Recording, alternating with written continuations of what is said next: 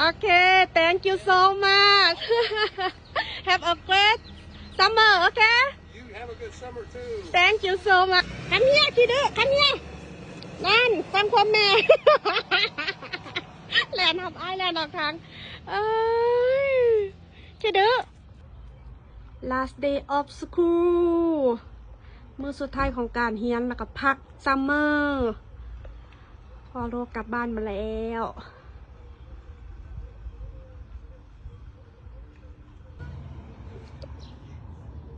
ดีไซน์กันข้ามไปเอาบอ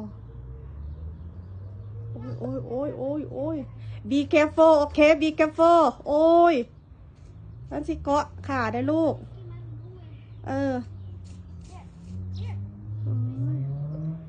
จากเลิกโรงเรียนมาลินน้ำกันวัดมือแล้วลินอยู่โฮมนะลูกเด้อมันโอเวอร์ฮีทเด้อ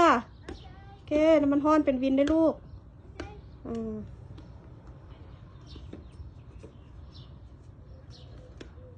จอยตัวจัดน้อย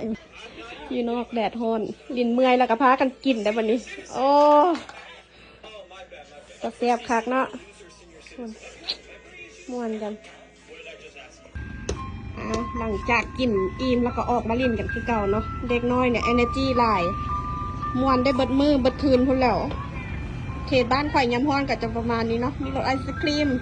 มีรสไข่พายแอปเปิลแมงโก้มีฮอตพวกอันนั้นแม็กขาวแม็กคือแขกมันเป็นแม็กบอกมารอไข่อันคำฝรั่ง 18K พุ่นได้มันเห็นเขาใส่ตะกี้ใส่คำเส้นใหญ่มันซ้อมแล้วมาเอิ้นถาม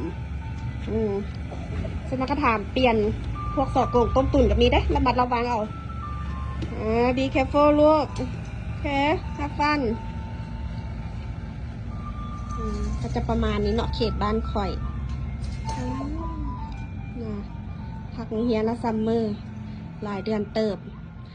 มากับแดนมาหากันตั้งแต่พุ่นละคลายแรงแล้วก็แต่เศร้าบ้านใกล้กันเองเจ็บแม่บอกฮัลโหลมันนี่มีบ่ฮัลโหลมันนี่มีบ่จอบตลอดเด้มันมีรีซีฟมาให้เฟียมีแต่รีซีฟได้เงินทางนั้นของรัฐบาลแล้วก็จอบกันละบ้านนั้นจอบแต่เงินฟรีพี่น้องกับบฟรีดอกเงินภาษีเขาเสียไปละหาเงินไปก็เสียภาษีจ่ายเงินไปเขาเสียภาษีกินเงินภาษีขึ้นหลังห้องละเลิศมันว้าว